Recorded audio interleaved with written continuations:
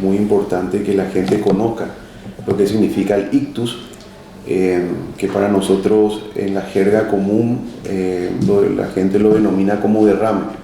Nosotros hablamos un poco de lo que es el sinónimo de ACV hemorrágico, ACV isquémico, que son patologías donde hay una interrupción brusca de la circulación a nivel cerebral, que puede ser por un trombo, un ateroma, que son pequeñas grasas o coágulos que van e interrumpen la irrigación cerebral, y depende de qué sector del cerebro dañan, el paciente comienza a tener dificultad para hablar, puede tener un desmayo, puede comenzar con una debilidad del brazo o de todo un hemicuerpo, de todo un lado del cuerpo, por lo cual ellos acuden aquí al hospital regional. Con respecto, doctor, a las causas de esto, ¿por qué sucede esto? ¿Es algo que sucede de manera natural, normal, o hay manera de reducir estos riesgos, tener este tipo de enfermedades o de problemas? Bueno, de hecho que esto está sujeto a varias patologías, ¿cierto? Las más comunes, las que nosotros más conocemos y más hacemos hincapié en que el paciente debe hacerse sus controles, deben cuidarse, son aquellos pacientes que tienen hipertensión no controlada, de hecho, pacientes diabéticos. También se producen en pacientes que tienen patologías paraneoplásicas, pero las más comunes vienen a ser esas.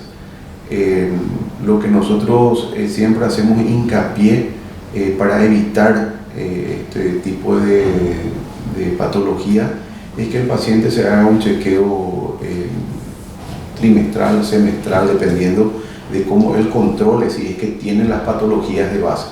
Y de hecho que al hacer un control ya también hablamos de prevención en el sentido de lo que son los alimentos, hacer un poco de deporte o caminata para tratar de que esta enfermedad, fuera la de base como esta, disminuya. Acuérdense que esta enfermedad en los países europeos es prácticamente una de las segundas causas de muerte, y de que los pacientes, sobre todo pacientes ya de la tercera edad, queden encamados o queden con alguna dificultad para hablar o para movilizarse por sí solos.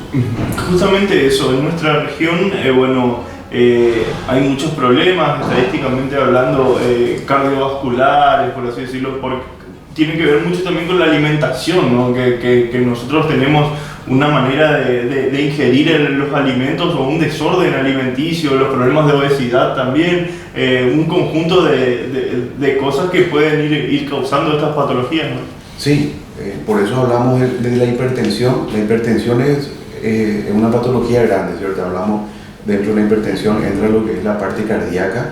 Cuando hablamos de la diabetes, también es una patología que afecta a todos los órganos, especialmente el riñón, corazón y sobre todo el cerebro, y las capas de las arterias y las venas, que eso aumenta la probabilidad de que ese paciente que no se cuida, no hace sus controles, tiene una mala alimentación, pueda adquirir esta enfermedad, que en algunos casos es irreversible y sobre todo somete al paciente y a la familia, porque esa persona queda encamada y dependiente exclusivamente de los familiares.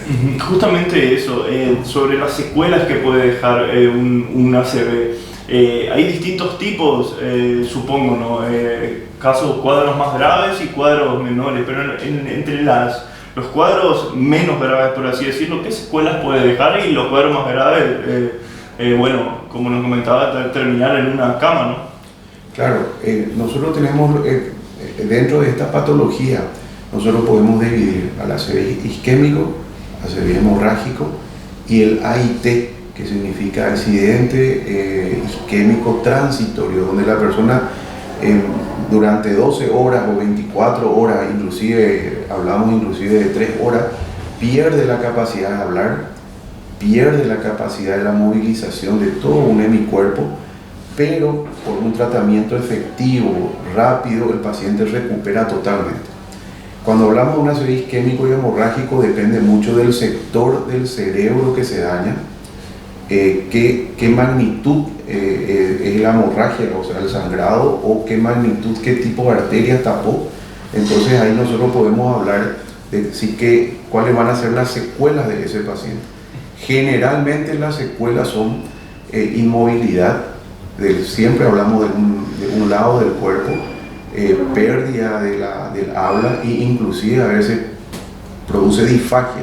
¿Qué significa eso? Que el paciente es incapaz de comer por sí solo, entonces tiene que ser sometido a colocarse una sonda o a hacer una gastrostomía, porque ya de por vida va a perder ese tipo de reflejos.